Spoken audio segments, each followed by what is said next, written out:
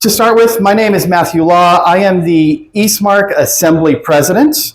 If you don't know what the Assembly is, it's one of the three governing entities here in Eastmark, and it's the one who has the most fun. We plan the signature events. Well, actually, we help guide the signature events, leadership, philanthropy, business partnerships, all the engagement and all the kind of get you out and get you to know your neighbor stuff in the neighborhood.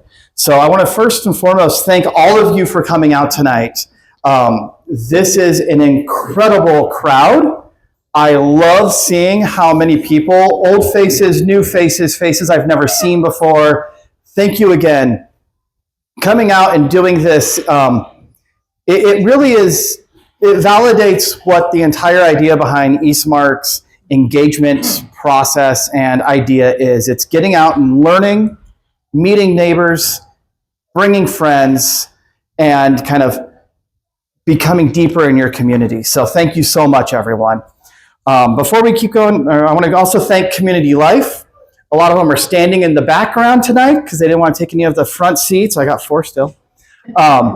Community Life, if you didn't know, Eastmark has a on-site community management company called Cohere, and all these folk are here every day in offices right over there, ensuring that events like this go off without a hitch, helping you with design review, making sure everything kind of keeps running and going on.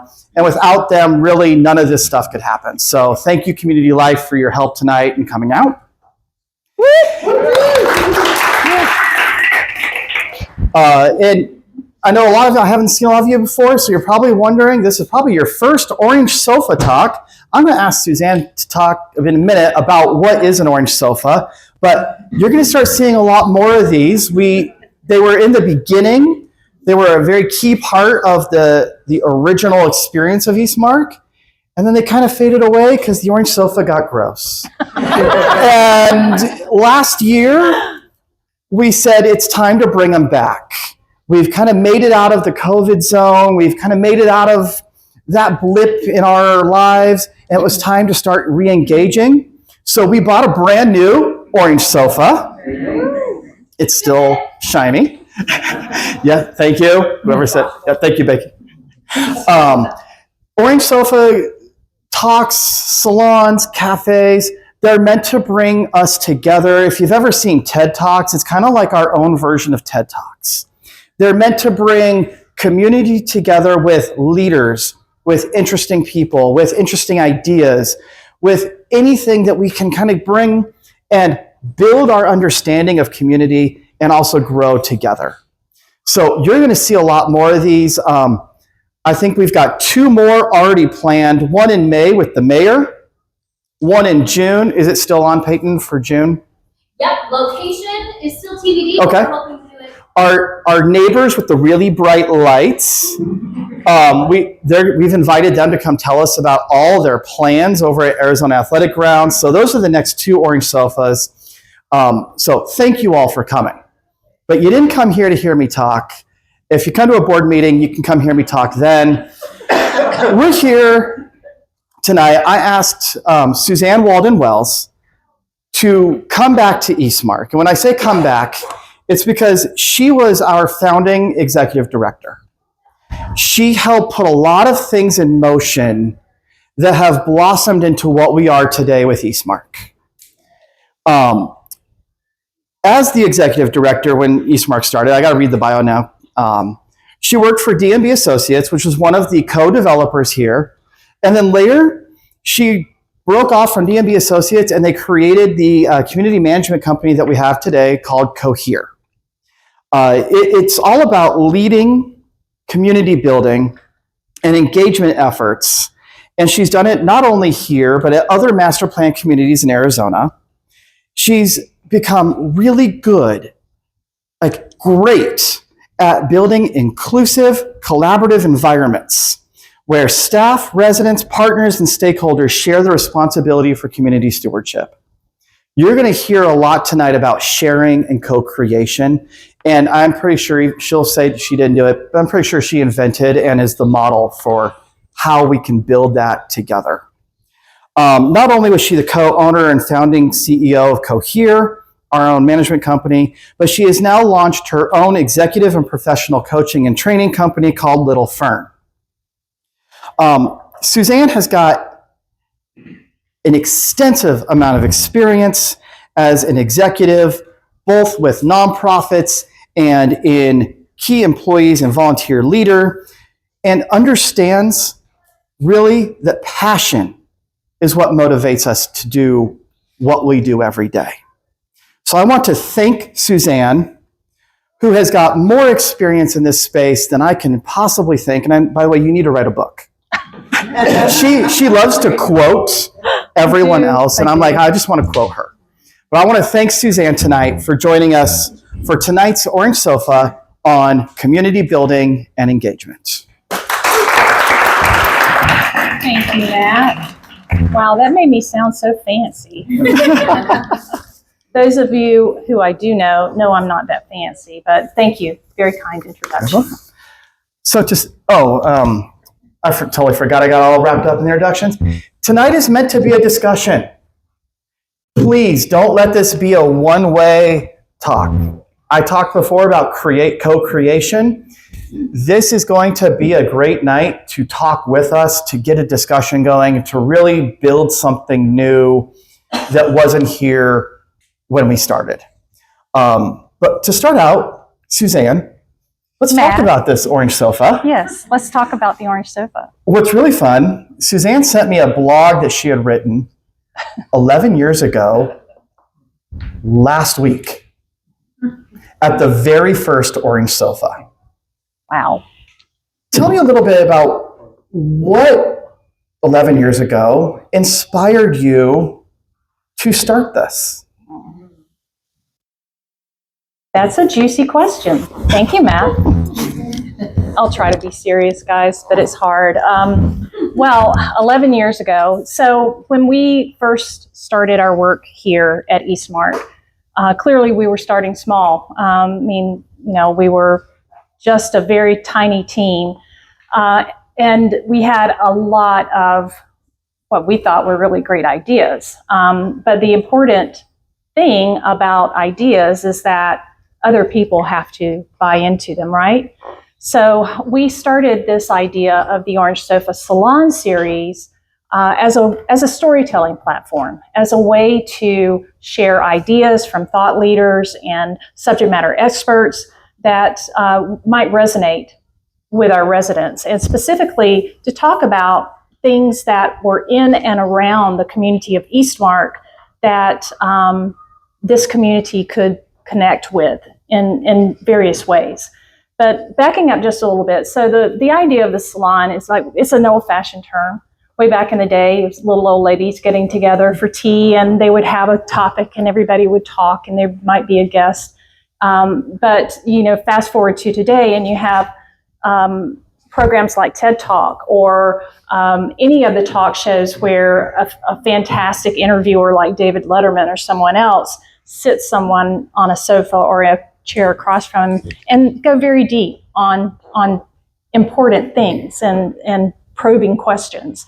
So we kind of took that idea, branded it obviously with the Eastmark Orange, and started calling it the Salon Series, the Orange Sofa Salon Series.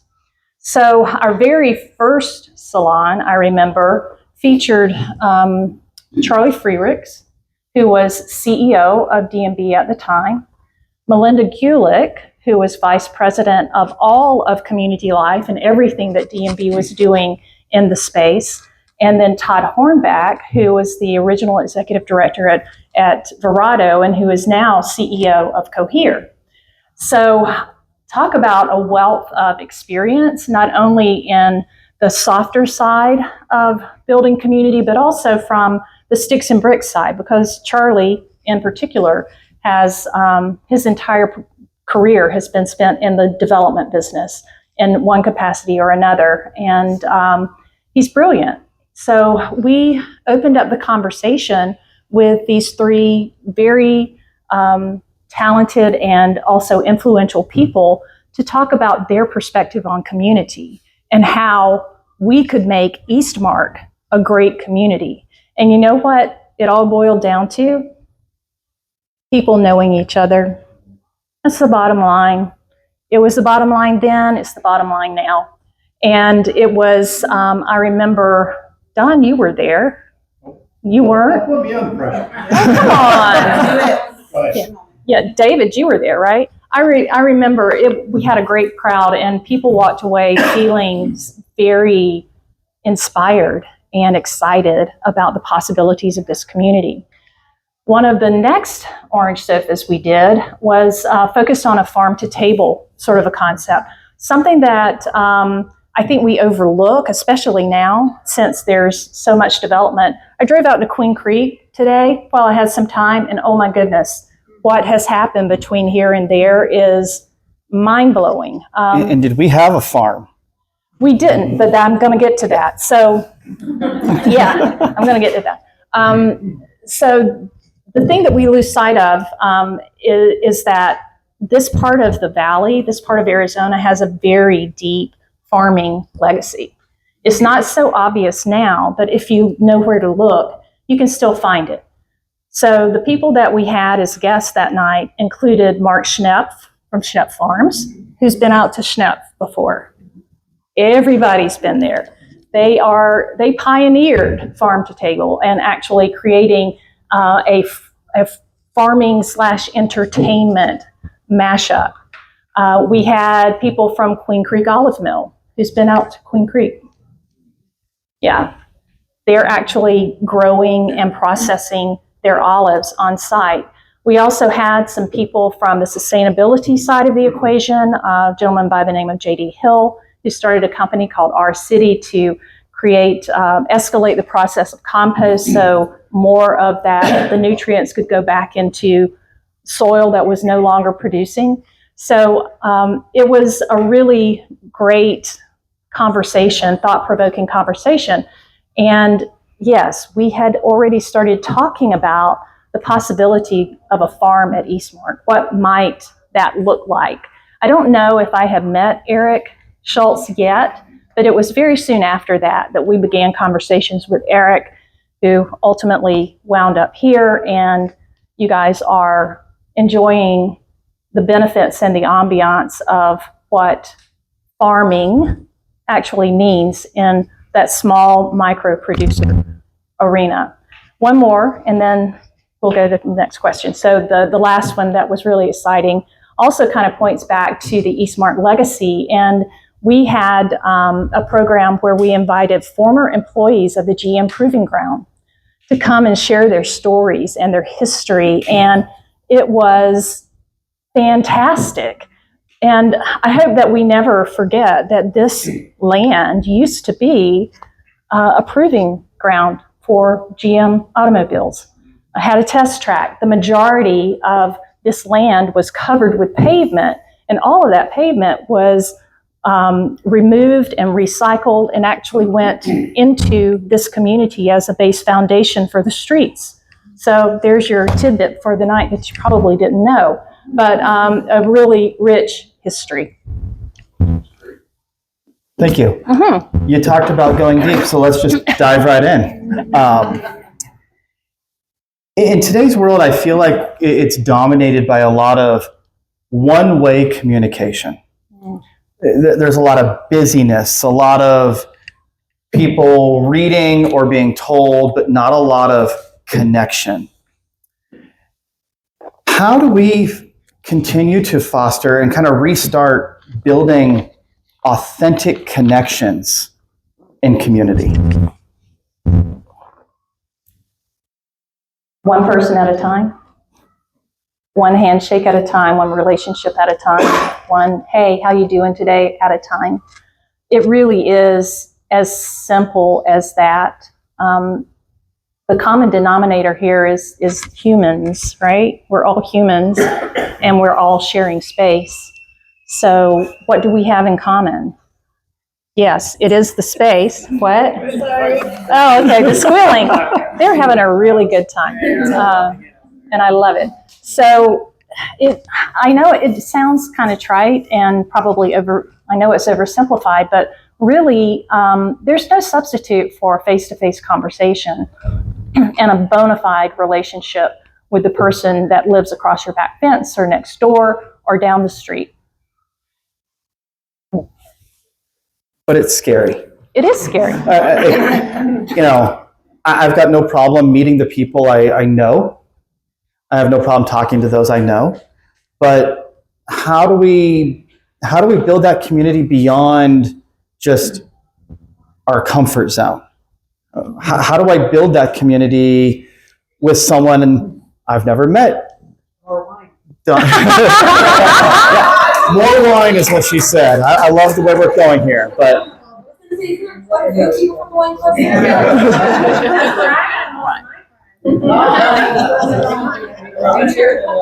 Wine certainly helps. But again, what you guys have, you've just provided the perfect example because you've described a common denominator for your relationships. So, do you enjoy wine? Yes, I enjoy wine. Well, hey, a few of us are getting together. Would you like to come over? So, there you go.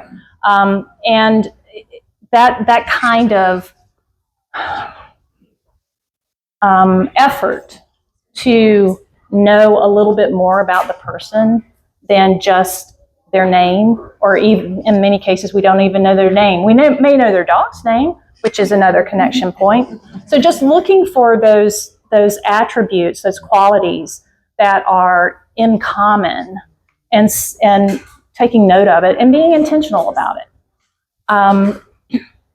Another thing, excuse me.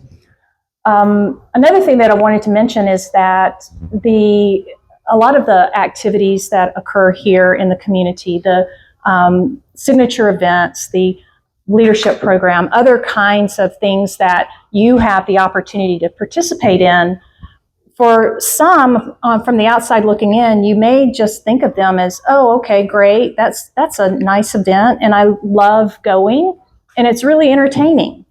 But the reality is those activities are really the framework that provides you an opportunity to connect with neighbors. That's really what it's all about. It's not about throwing a big party.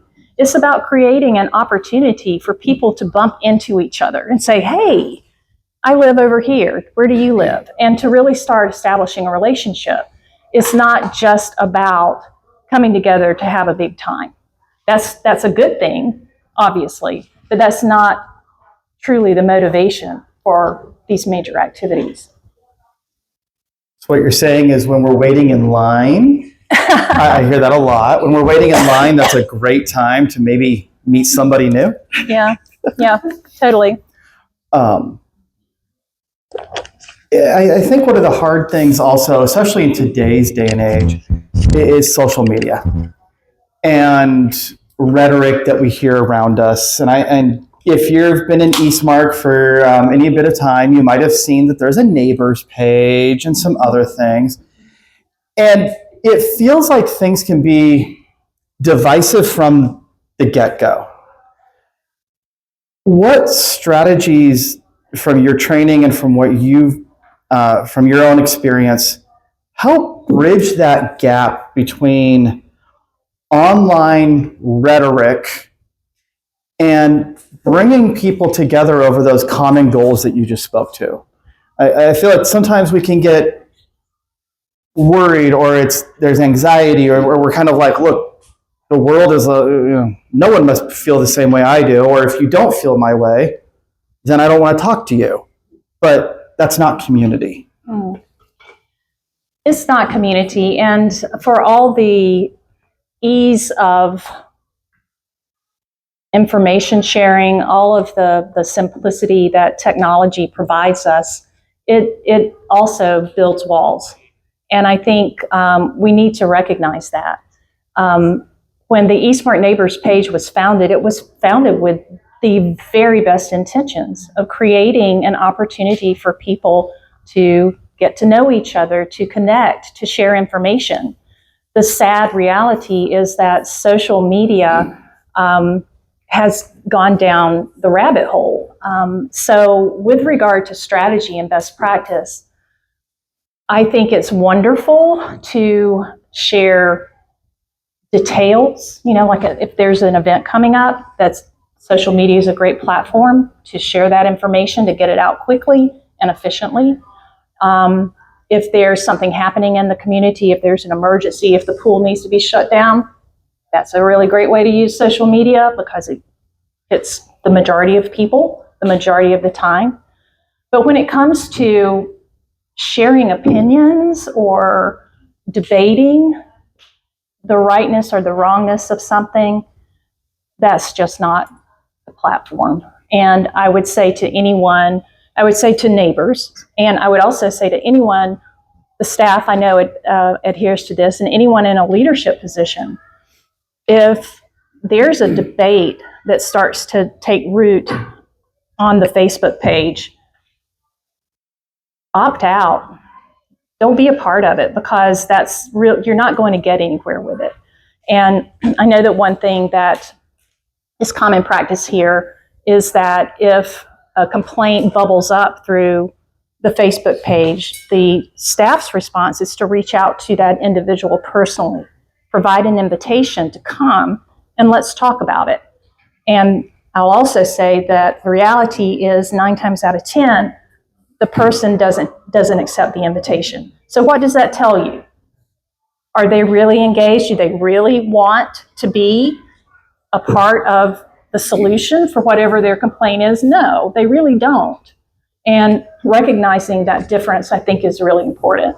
So you can type until you're blue in the face, but it's likely not going to move the needle. Yeah, and being in leadership for a while here, I have to echo that.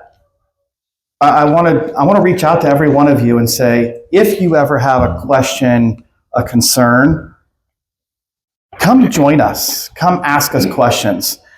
We don't have to agree at the end of the day, but at least we can have a conversation. And I think that's what this first part here we're really hitting on is conversation is where we build community. I don't need to be your best friend, but I'm your neighbor. I want to be there so I can give you a cup of sugar. And trust me, Dawn gave the first cup of sugar, I think, in Eastmark.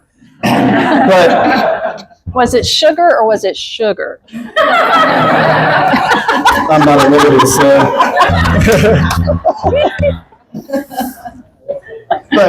But knowing, but being a neighbor is breaking down those walls. And sometimes it can feel hard. Trust me, we've had some interesting neighbors around where I live before, and honestly, getting to know them most of the time resolves those problems. And it's that one-to-one connection. But now that we've talked one-to-one connections, I want to talk about one of the key values in Eastmark is giving back. And if you don't know about the Eastmark vision, it is one of the pillars, it's one of the key points is that we live in such a great community.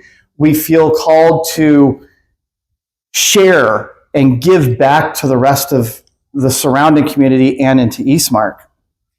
But in recent years, especially since the COVID blip, it seems harder and harder to find people to sign up to volunteer.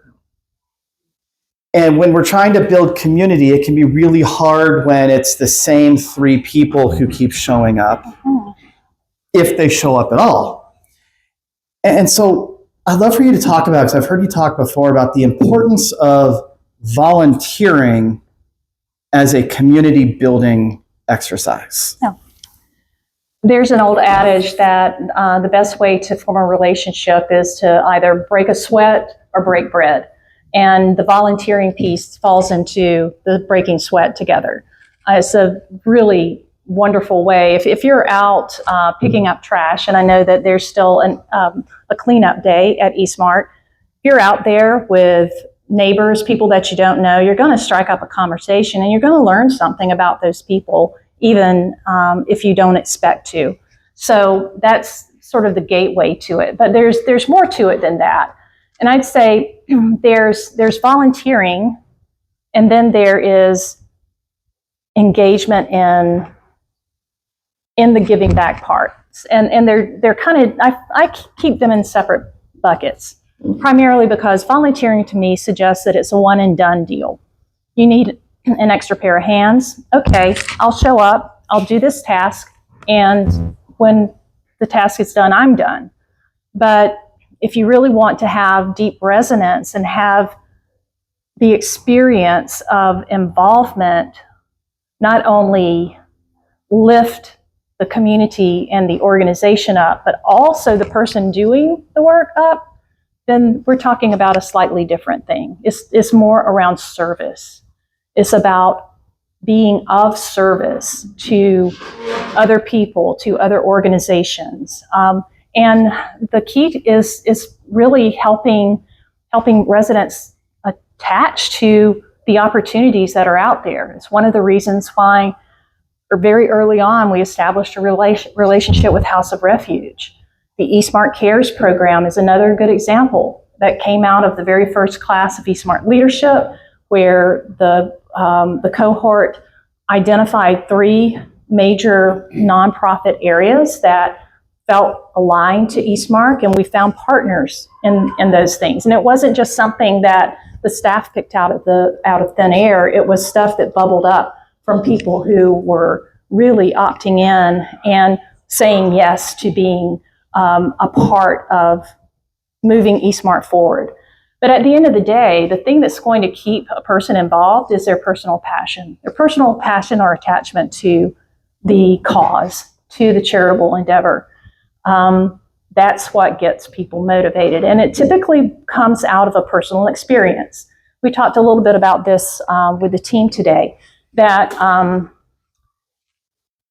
if you have an idea, if you're involved with an organization or have a particular attachment to animal welfare or cancer, breast cancer survival, whatever that is, if that's something that you're passionate about and something that you as a resident are already involved in, that's something that you can bring to the community and have that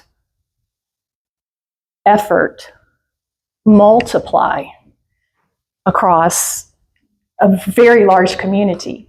And that's what I think of as collective impact. When you can take the ideas of one person and then plant those seeds among the hearts and minds of others, that's when a movement starts. That's when you have something that people will rally around and champion. And you also have a torchbearer, whoever it was, that original person that had the idea, there people will rally around it. And when you have that sort of co-creation, there's no way it's going to fail. People will own what they help create. And I think relative to volunteer being involved in causes, that comes from within. It's not something that can be superimposed. You just touched on something I think is important, because at the beginning you talked about how community building is one-to-one. But you then just talked about people will care more and own what they help co-create. Yeah. Let's unpack that a little more. So if step 1 is get to know one more person, step 2 is help create something. How do we take that further to build a micro community that then maybe becomes something bigger? Well, that's where the community life team comes in. So the infrastructure for supporting those kinds of ideas is in place here in this community already. So, and again, I also have to point out that the staff's plates are very full. And if you come to the staff with an idea and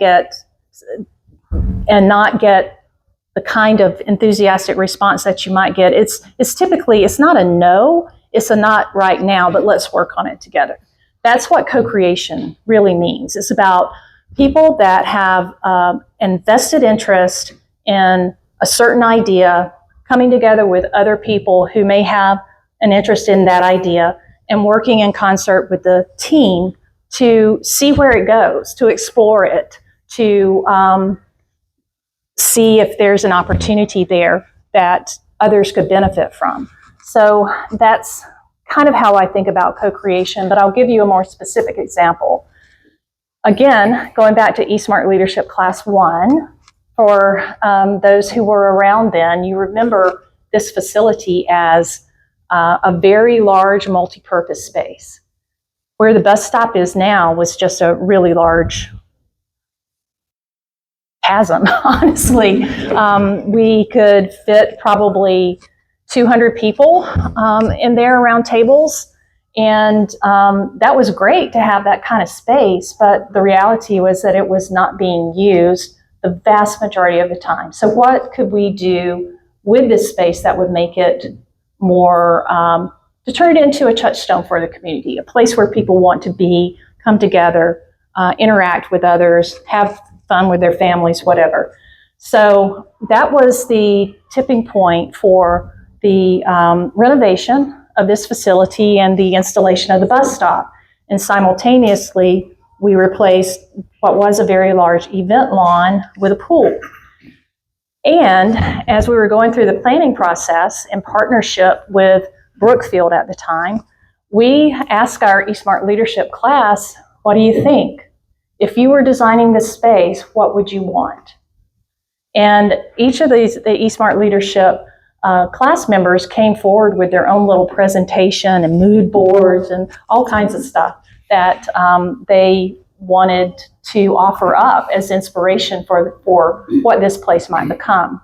And many of those ideas manifested in this space. So that is co-creation. All right. There's been a lot of one-way talking, but we just talked about community building. Questions right now. So have you heard anything? I hate waiting to the end for Q&A because you heard something in minute 2 and an hour and a half later, you can't remember what it was. So does anyone have any questions on kind of what we talked about on the one-to-one, the co-creation, volunteering so far? Nobody. Cool. Matt. I just had a thinking about earlier. So, mine's Matt. I moved in about a year ago. What I've heard multiple times from folks that have been here for a long time is that, hey, back when this started, we were just so much closer, tighter knit, and then COVID happened, and we went from 1,900 homes to wherever we're at, 5,000 plus. And I've heard a lot of folks saying, "Oh, well, back then it was different. It was better, better sense of community." I think your answer might be talk to more people, but how do I get that back? And I mean, foster that, and I guess from somebody who's coming in, I think that partner makes me excited to see that folks thought more highly of it previously. So how do we build that at the scale we're at now? That's a great question, and it has come up several times in conversation recently. So just stepping back a bit and just thinking philosophically. So Eastmark is a microcosm of a city. So it's no different than City of Phoenix. It's no different than City of Scottsdale, City of Mesa. But when you start breaking it down into smaller bite-sized pieces, you realize that at the end of the day, it's just a collection of streets and neighborhoods. When you can shift your perspective to think about Eastmark as your street and not the totality of this development, then I think you can start imagining a little more what might be possible. Because if you think about it from the larger context, it's overwhelming. There's no way that you can roll back the clock and take it all the way back to when we had our first Friday concert out here on the event lawn with 30 people. 30 people and a dance floor. Chucky Baby and the All-Stars. Oh my gosh. And I can tell stories like that all day. But the reality is that Eastmark was never intended to stay still. No community is ever intended to stay still. If it's not growing and changing, it's dying. So the good news, Eastmark is thriving, and it will continue to. But it's up to you to create the kind of community that you want. Yes, the team can put on events, they can do all the things, they can create the stage, the framework, the opportunity for community to happen, but it's up to the people who live in community to actually build community. So, I guess in more simple terms, you're on a street with how many homes, you think? Just in your little neighborhood? 40. Okay. How many of those 40 neighbors have you met? Honestly, probably like 30. Oh, Okay. that deserves a round of applause. That's awesome. Yeah. Is he in a district that still needs a captain?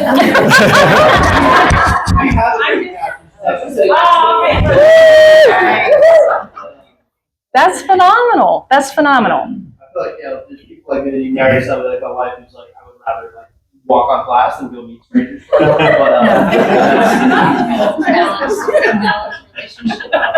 Yeah. Well, you're the exception, not the rule, but that's amazing. So I guess the challenge to all of you now is, do you know 35 of your 40 neighbors? If you don't, then go out and knock on a door. Let's get interactive here. Yeah. How many people know more than 2 houses on their street? All right. Right. That's good. More than 3. It's like the marriage game, and we're going to go backwards here.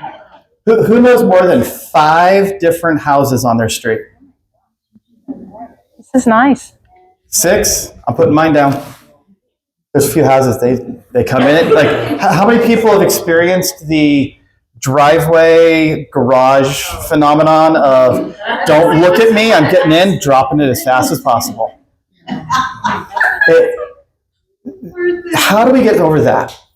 And that's where I wanted to go here is, it's great when people want to meet. Like, there's something about like I want to be reached out to, but I don't know how. But how do we build community with the people who are the quickest people ever to get their key in the mailbox? And I don't know about you guys, but my mailbox is never easy to get in and out. Or the fastest garage door folk? Well, I think the reality is that you're not going to reach everybody. I mean, there's the law of averages and the whole idea, the 80-20 rule. There's just a certain percentage of people, and it's probably very similar to the percentage of people that are complaining on the neighbor page, on the Facebook neighbor page. There's just a percentage of individuals that are rugged individualists. They don't have a desire to engage or to really create community. And that's okay. You know, it takes all kinds, right? So one of the expressions that I've used for a long time is what you celebrate expands. So if you are focused on, well, that grumpy person, I'm going to win them over, you know, you just spend all your time trying to reach someone who doesn't want to be reached, then what's happening to all of the other relationships that you could be building and encouraging? So I think at some point you have to decide how much effort. Is the juice really worth the squeeze? And at the same time, I'll also say that just because that neighbor doesn't want to have a relationship with you doesn't mean that you can't care for that neighbor. And what I mean by that is, well, we had an adage early on about be the neighbor that you want others to be to you. And that, to me, that means if their garage door is open, let them know maybe, or if they forgot to roll their recycling bin in, maybe help them out. If you see a newspaper lying in the driveway for 5 days in a row, maybe something's wrong. That just because you don't have a close relationship with that individual doesn't mean you can't be a good neighbor. I think this is a good time. Okay.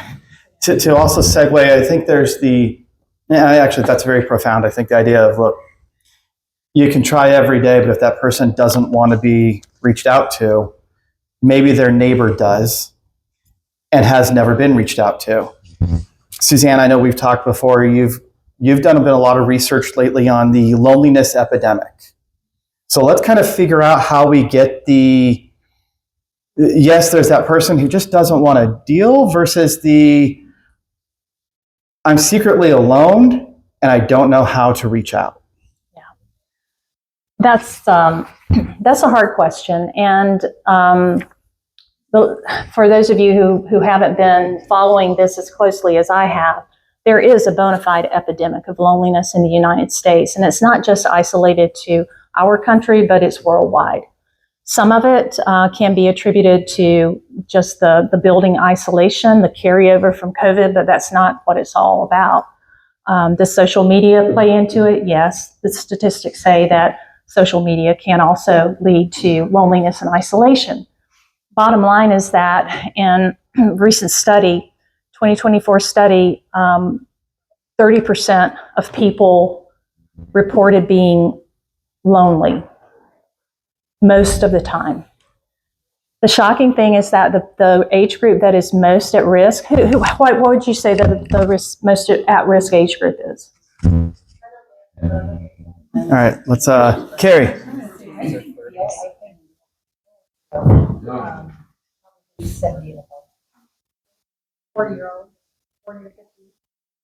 Great guesses. 20 to 25. I would say teenagers. That is all great answers. And the reality is that loneliness exists across the entire spectrum, but the age group most at risk is the 30 to 44-year-old. And then just after them is the 18 to 20 to 23-year-old. So what's going on with those 30? Because they should be at that point thriving in their careers. I mean, that type. I mean, what's going on? That's a good question. What's the background of that? That's a good question, and I would say it's probably... Typically, you're having families at that time. You're thriving in your careers. You're in the middle in your career paths, probably, and stuff. You're settling down more. But what if you're not? That's why people feel lonely, because they have all that stuff to do and they're not like connecting. It's like They're busy, right? You're They're saying not their time is sucks. I'm living in that zone, right? I'm not lonely, but I feel that pain. Yeah. So yeah, yep. That's why I'm not calling. But in that age group, you should have a lot. I mean, I guess thinking back at that age where we had a lot of friends out through kids' programs, right? Whether it be soccer or athletics, and that's how we grew our friendship, community, I should say, by that. But do you have friends or do you have contacts? Yeah, it's very transactional. Well, they started as contacts and became friends, right? You know, as you get more involved in those as your kids' activities, because let's assume the 30 to 40-year-olds have that kids and they're active in school or whatever, or with other parents and commonality. That's how I think you grow your community. This is the age group though that grew up kind of screen. Those 30 to 44-year-olds started with screens, whereas like I'm 45. Social media wasn't a thing until I was like late college, early career. So you've got a combination of that. You've got the COVID effect of pulling kids out of school, which we can talk about that for the next 7 generations. But that was starting before COVID. There's also the idea of people have become more accustomed to and into the idea of being alone and not lonely. Those are also two different phenomena we're seeing. And it's created now and I think that this is systemic across the world. I read an article, which you probably have read based on what you're talking about in the Atlantic, where it talks about we've become a society where we're all, and I might get this flipped, all tribe, no village. So we live in our homes with our core people who we typically agree with. And then we have our, excuse me, and this is not meant as a negative, we have our respective echo chambers. The people who we follow on social media, the people we follow for entertainment, the people we adhere to for our like thought patterns and things. And we don't have the tribe or the village in between that teaches us how to connect with people who are different and aren't in our home. So we've got a society who has evolved to the point where we don't know how to connect. We just don't, because when we're behind the screens, we're driven towards, financially, these social media companies have driven us towards the same pockets, but also that this is what we naturally as humans gravitate to because we seek connection. And that's the easiest way to get connection. So that one-on-one is the only way that we're going to combat all of that that's fighting against us to build that community. Yeah, that was beautiful. Thank you. Could not have said it better. Yes, Kesley. Oh, I'd like to ask that, I'm in that bracket. To your point, there's a big chunk of us in that generation that have health in our career. We don't have kids, we don't have children. So that's kind of that isolation. Let's just have your network that share that. There's this disconnect. I love my friends with kids. I love my friends that are married. But then you feel kind of like you're in your own little island outside of that. Mm-hmm. Yeah. So finding that social in that same mentality or into the same things is a little harder outside of. Yeah, I feel like I think at least there's like a certain bill of goods that was sold to like these generations of like how it would be and how you would figure things out. And you get there and you're like, well, this isn't anything like what they told you.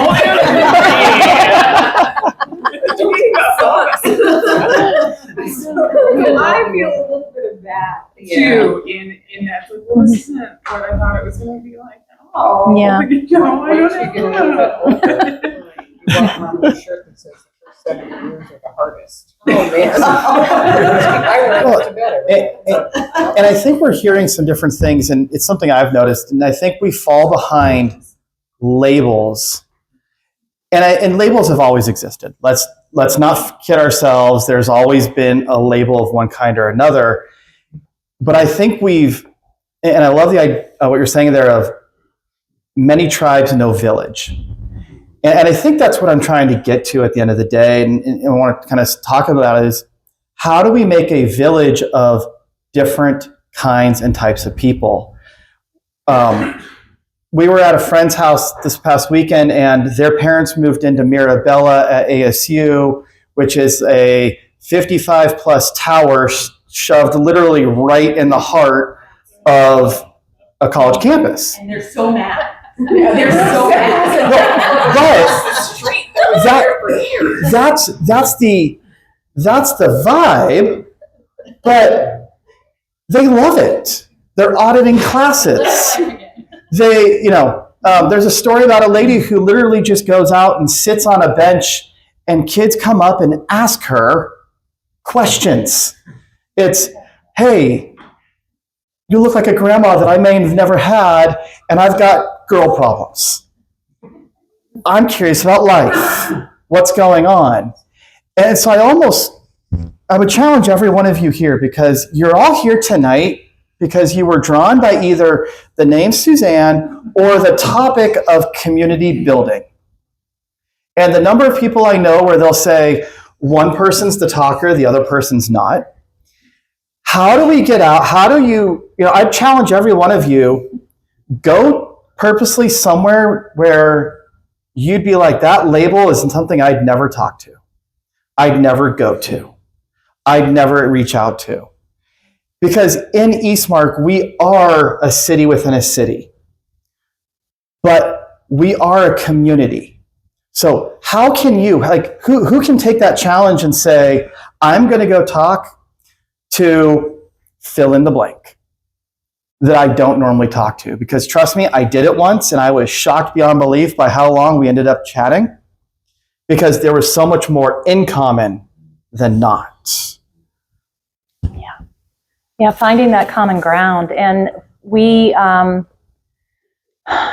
started off talking about storytelling through the context of the Orange Sofa series. Storytelling is how humans have always communicated. It is at the very genesis of who we are as a species. And when we can share our story and also hear the story of someone else, then that's what creates an opportunity for a connection to grow. It also dismantles that fear of the other. This person isn't like me. I don't like this person because they're not like me. But given the opportunity to actually hear that person's story, like you initiated, you wanted to get to know that person, and you had an amazing experience, and that's not how you think about the other anymore. That other that you might have been turned off by, or in some cases even afraid of, if you have the chance to hear that story, then you know that they're just as human as you are. And oftentimes they have the same fears, worries, and concerns. Mm-hmm. We all moved here for a reason, and at the end of the day, it ends up kind of being the same reason. And if it's not, you probably left. I'm not trying to be mean, but I am the assembly, and we have to get our revenue from people who turn over houses. And it's a silly segue, but one of Cohere's core values is reciprocity.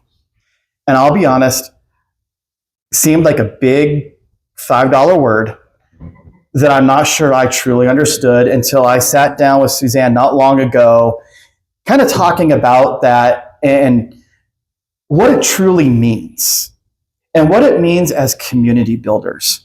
And so I'm just going to pass the mic and say, Suzanne, tell me a little more about this big word reciprocity and what it has to do with community building. Okay, who wants to spell reciprocity? I'm not even sure I can at the moment, but at any rate, reciprocity is a big word. It sounds like a fancy word, but bottom line, it's really about shared responsibility. That when you are a member of a community, you have a responsibility to that community. And the community also has a responsibility to you. It's not a one-way street. And I can also use the analogy that you've got a community life team who is responsible for carrying out the work of these organizations. They have a responsibility, and you also have a responsibility to do the things that are expected of you as a member of this community. I can boil it down to things like community standards. You opted into the community. You have a responsibility. You said you would do this. You know that these are the things that you're supposed to do. Community life team is enforcing those standards. So what are you doing? Are you holding up your end of the bargain? So it's about shared responsibility. This community building doesn't happen in a vacuum. It requires everybody, or at least a fair percentage of people in the community, to step up and to become a catalyst. So to me, that's what reciprocity means. So you're saying if I just show up and then go home, I haven't done my job? Well, showing up is certainly an entry point. You got to show up before you can decide if you want to be a part of something or not. And there is sort of this, if you think about Maslow's law of, thank you, that's it. We have a similar concept that applies to community engagement. And you start out at basically by, well, I moved to Eastmark and I own a home here. I'm a member of this quote unquote community. So what happens after that? A lot of people are going to, that's the only thing they're ever going to identify with is just being a homeowner in Eastmark. But then the next invitation is to, you know what? I think I'll attend that event. I'm going to go see what it's about. You go to the event and you go home. You might meet somebody, you might not. But then the next opportunity is, wow, I really had a good time at that event. I wonder if I can volunteer to serve on a committee or be involved in some way. So that's the next opportunity. And then it goes on up all the way to the top of the spear, which is the leadership program and being an active steward and leader, taking a board position, being all in. So you have to start somewhere. And if just showing up for an event is your idea of participation. That's okay. Not everybody wants to rise to that level of involvement, but it's a gateway. What are some ways that you guys practice reciprocity today? When you hear that, and I'm saying this not to try and put you on the spot, but to give ideas to other folk. Haley. I run a club, and sometimes there's just me and my son. We go up and we stay for 5 hours. That's a little long, but like, sometimes people don't show up. Spring break, everybody was gone. What club do you run? Me here, but And like video gaming or board games. Board games. And, like, but a lot of the clubs were very prominent before COVID. My club started after. But yeah, I know I was thinking about that. Like, trying to figure out. You said you met somebody you talked about for a long time, but I'm not very good at starting the conversation and figuring out what it's like. So I'm one of those people. I like these things. Also like these things, and I can talk forever, but like I have to figure out who actually chat about. Be like social speed dating. I was like, Social speed dating event. Chris, I think so. They custom print your "Hello, my name is," and that's because I asked for name tags because I'm absolutely awful with names, but I'll remember your face and I know we met. I think we now need, like, for the new neighbor, like, "Hello, my name is," and my 3 favorite things are. Like, just break it down because yeah. Like a bad. Becky. Honestly, that's not a good idea. The new neighbor party is coming up. Like, that could be a conversation starter for folks. Like, you don't see my husband here because basically he is the one that walks on glass as opposed to talking to someone. Along with that, and the only reason we have friends is because he has said that to all the people sitting in this row. The only reason that I know any of these folks is because I'm married to you, right? So I like that idea for the new neighbor party, or just any of those social events, even wine club. Like, we meet so many people at wine club, like to have something like that, or even take it a step further when maybe we've been at a club a handful of times. Everybody has to write down some things, and instead of like pin the tail on the donkey, it's pin this on the person you think it is associated with, like, because you've gotten to know people, right? It all has to be, don't get too goofy with it, but maybe there is a little tidbit of, I don't know, maybe you were a runner-up of a Miss USA or something. Like, you could do something like that. Like, I think that's a fun idea. But as far as getting involved, there is so much. I mean, I only lived in Eastmark 5 years, but I've helped out on a lot of different things, and I do love the district captains program that, they brought back, Peyton brought back, it's a year now almost, right? And through the collaborative efforts of all the district captains, like, we've helped kind of shape and mold what that program looks like and what works and what doesn't work. And yeah, sometimes you meet people and they're just like, yeah, thanks for my gift, or thanks for the email, whatever. But then there are other people, like somebody asked me about how to start a karate club. So I'm like, here you go. Awesome. So you just don't know where it's going to go, but you won't know unless you get out there and try. Right? You have to. Thank you. Participate. I don't think I could have said it better. Becky, thank you. Sorry. No, I want to keep the reciprocity thing going because I think there's a lot that can be gained there. And I'm going to pick on Brad because I know that you're probably like, really? But I only know because of her. I know.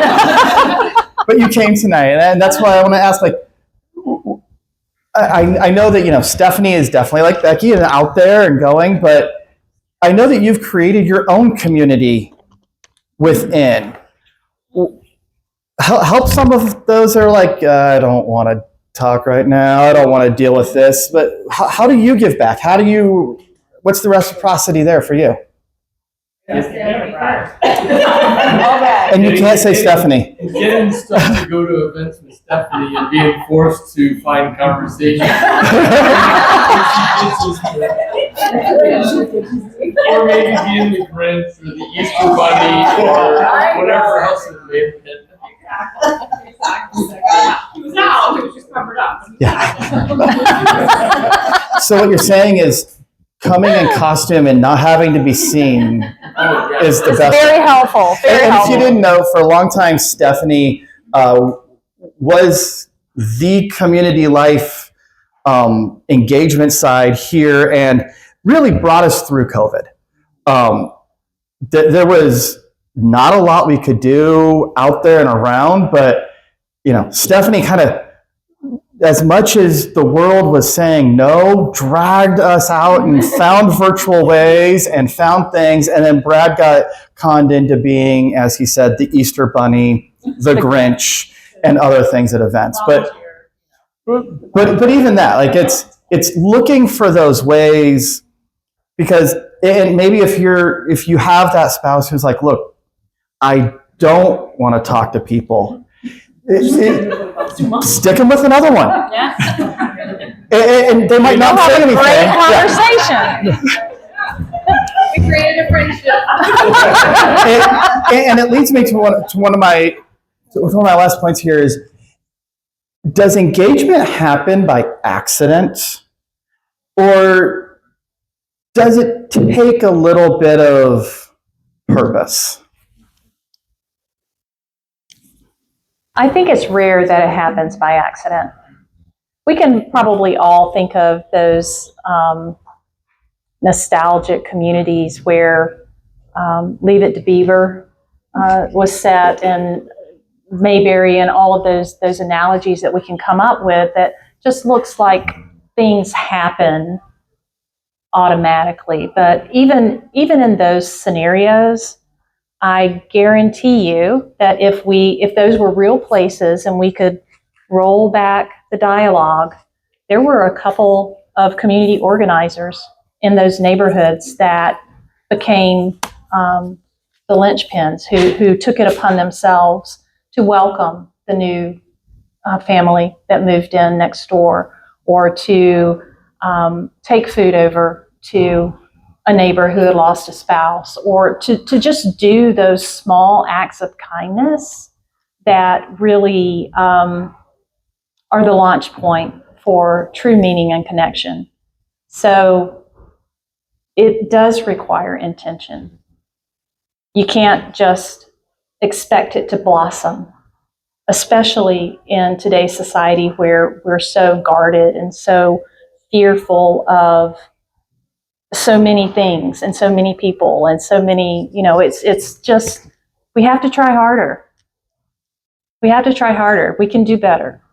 Do intentions need to be grand? No, intentions don't need to be grand. And that's why I was probing at the question around, who do you know on your street? You can start with the neighbors that are literally, like, take 10 houses. Take 10 houses. If you don't know the 10 people in a string of houses, then that's a great starting point. Who's the person that shares the mailbox beside you? So there's another opportunity. What happens when a new family moves into your street? Pardon me? Check out the thing. Yeah, you check out their things as they're unloading. That's a really good way to get to know people.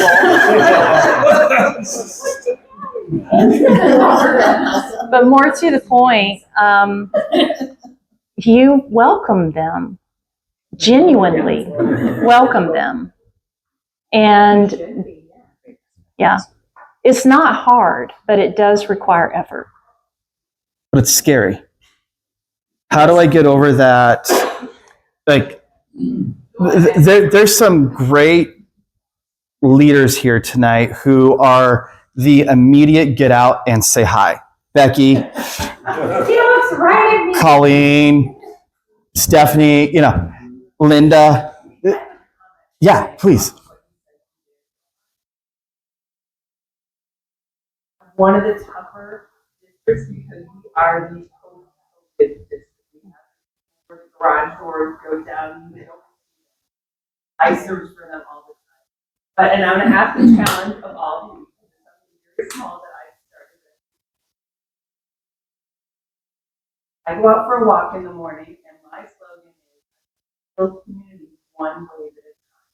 Because I see someone leaving, driving by in the community, I wave to them, and I've got about a 90% success rate. Those people get I love that.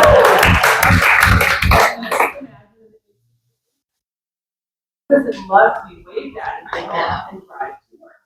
Don't wave to someone else. I don't know. I may never see them. They might be a crazy person. They might not see me because I'm, you know, they're looking at their kids in the backseat or whatnot. But the very smallest, tiniest thing that we can in the moment, I think it'll return back to a community multiplied. So please wave to your neighbor. And on that, the waves. I've lived in a lot of communities, and like you said, you're driving along, you're walking along. Every day, I have people wave at me. Other communities, that doesn't happen. You know, and it's just that little thing, that connection. I forget and I do it in other communities. And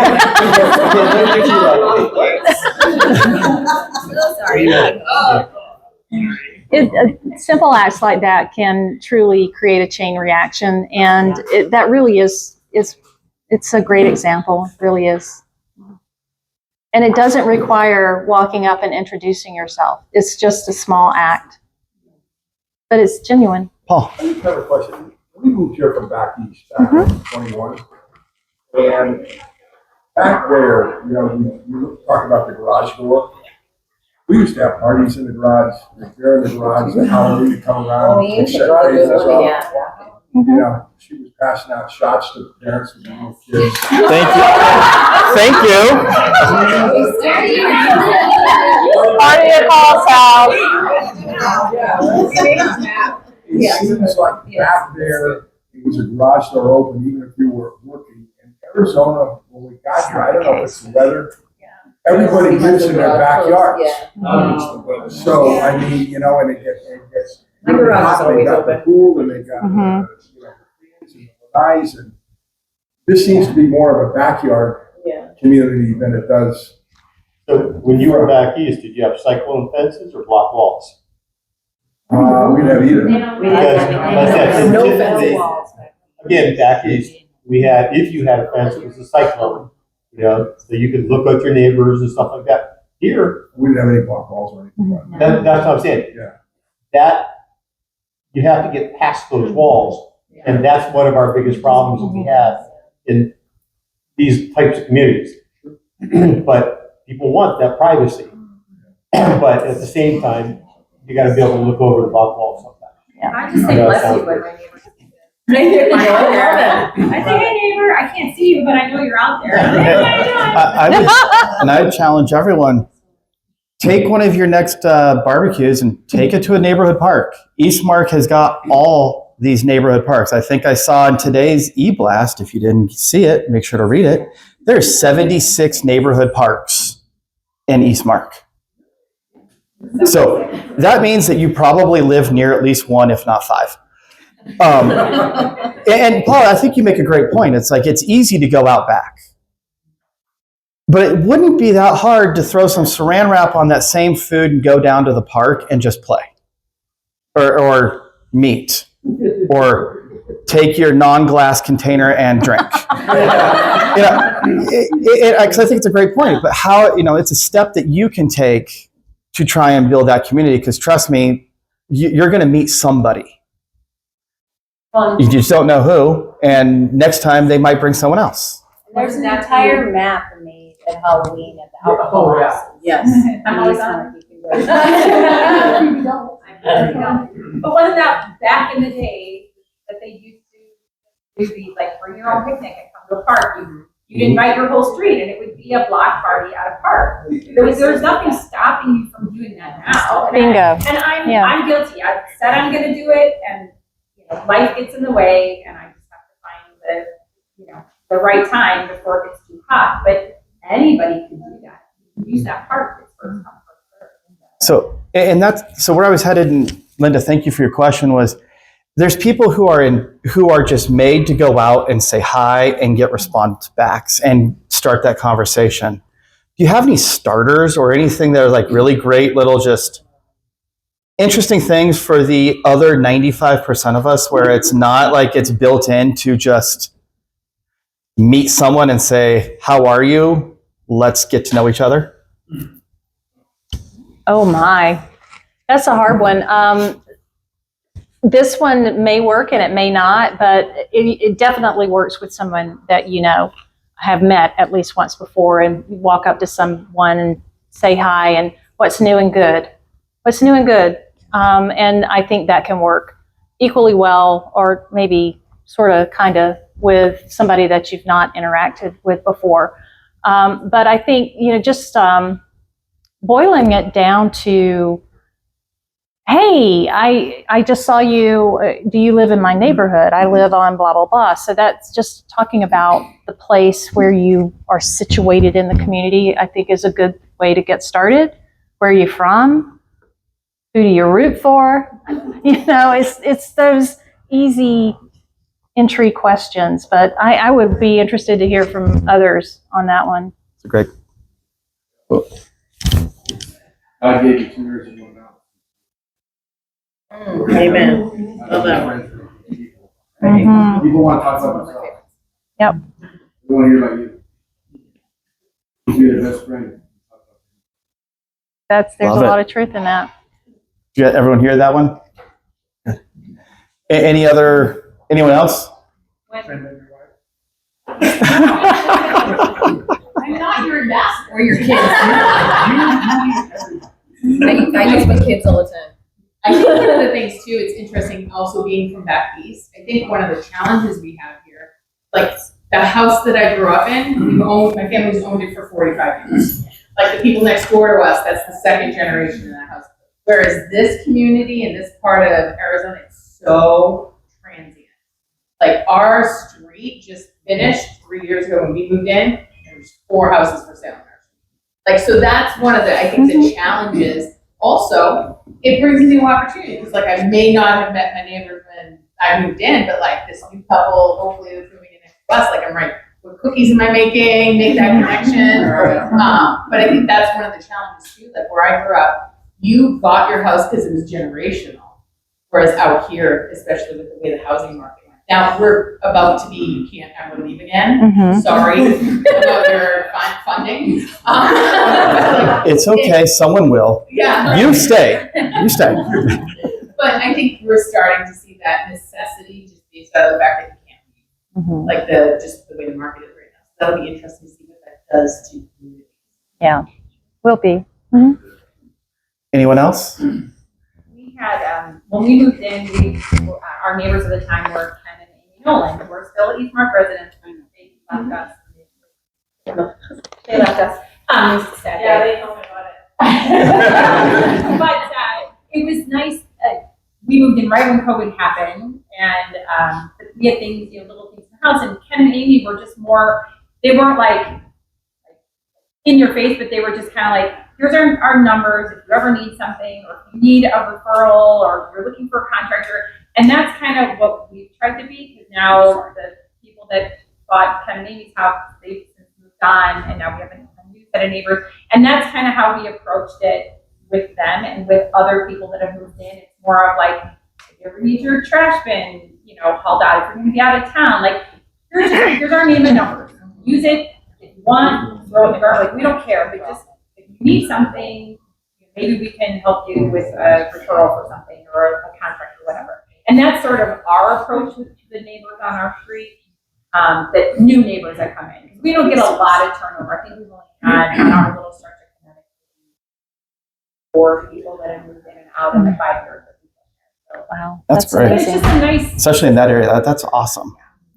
So I'm We're gonna getting close. I'm gonna kind of I want to throw a curveball that Suzanne didn't know I was going to send, and I want to go. What doesn't work when trying to build community? What are the things that you would caution? Try not to do that because that's not going to help. Well, I have to turn it the other way to talk about what does work. I can't help myself. Relationships first.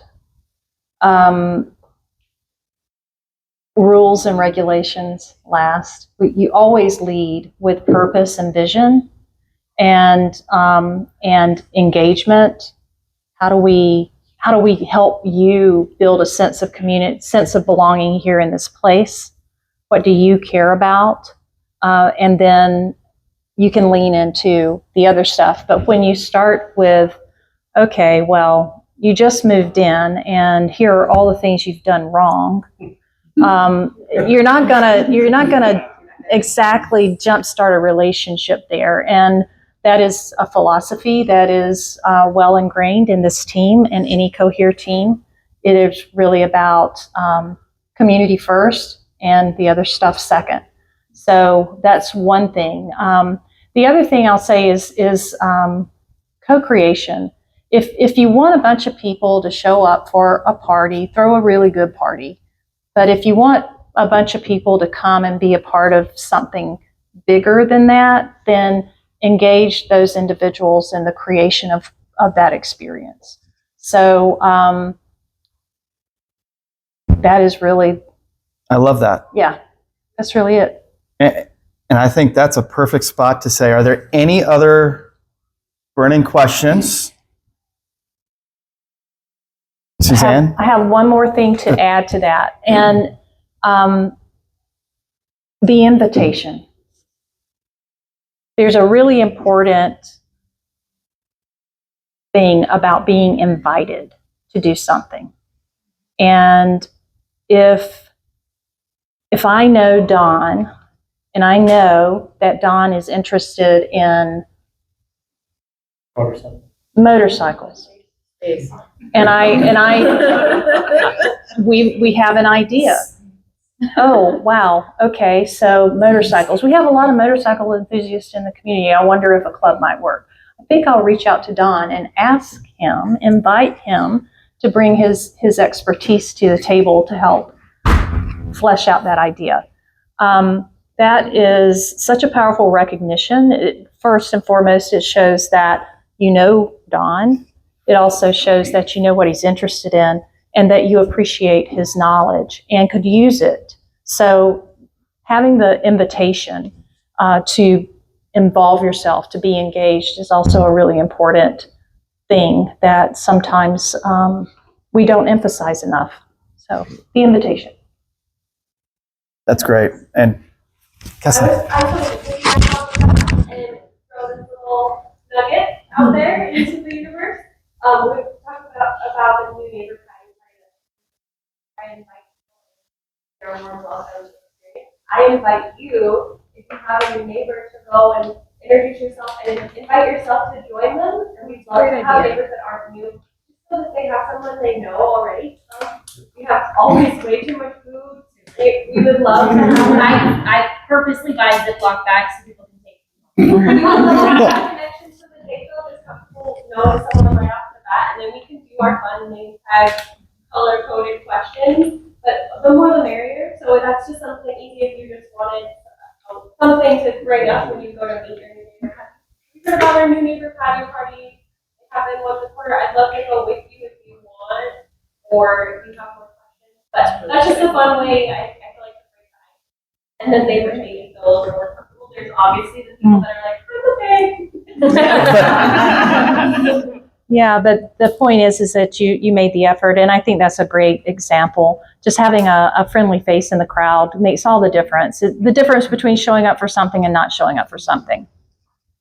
Piggybacking off of that, even with as outgoing as we pretend to be as a couple, I mean, we've been here for 3 years, and until recently, the new neighbor party was the only thing we've been to. And it's not for a lack of who we are. Like, I can talk to a tree. Like, I'm a social worker. I know how to engage with people, but that invitation is sometimes that difference maker because Eastmark is so big, and it's a natural evolution where it feels like there are some, you're in or you're out, you're part of the OG team, there's this little clique, and sometimes it's not the intention, and it does take that, like, go invite somebody to this. Full disclosure, we were invited to come tonight, and that's why we came. Even with, I, had to run for the board, I've been engaged in a couple things since then. It was the invitation that gets you to places. So I think someone asked a question back there, but taking that responsibility and that, almost that leaving here with that assignment of inviting somebody to something, I think is important. I love it. That's beautiful. Yeah. All right. So are we ready? Yeah, I think Okay. I want to say thank you again. I'm going to hand it to Suzanne to wrap up, and when she's done, please let's welcome her and thank her appropriately. I forgot earlier, I want to also thank Meta. So they are a rather big partner in our community, and they have underwritten the orange sofas for this year. So that way the food, the drink, helping bring speakers in, that is thanks to Meta. So I felt horrible, I forgot them earlier, so I want to say that. But I think the things that we heard tonight, I truly want to ask each one of you to pick something and live it out. And with that, Suzanne, take us away. Thank you, Matt. Thank you all. It's been definitely a full circle moment for me tonight to be able to come back and spend some time with you guys, reminisce a little bit, and talk about things that I'm truly passionate about. The things that drive me are empathy, community, and leadership. And we talked about all of those things tonight. So my cup is full. I want to close out. I want to actually read to you guys. You all got a little something on your chair that you can obviously read and take home with you. But I wanted to read it aloud because I think it's that important. This is from an amazing woman. Her name she's passed. Her name was Margaret Wheatley. She was a true pioneer in the principles of community building and really worked around social anthropology and how people connect to each other.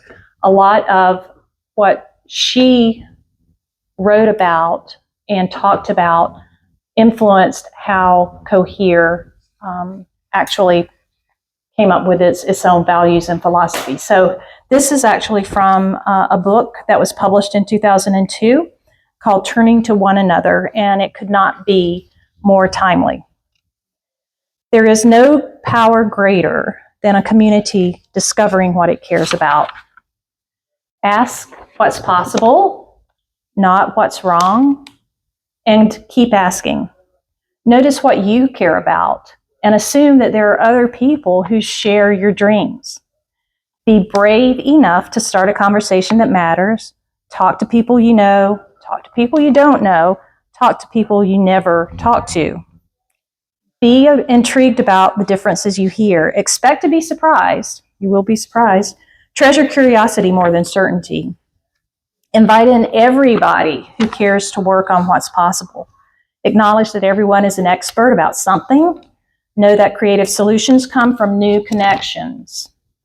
Remember, you don't fear people whose story you know. Real listening always brings people closer together. Trust that meaningful conversations can change your world. Rely on goodness. Stay together. Thank you all for being here tonight. It's a pleasure. Thank you, Suzanne.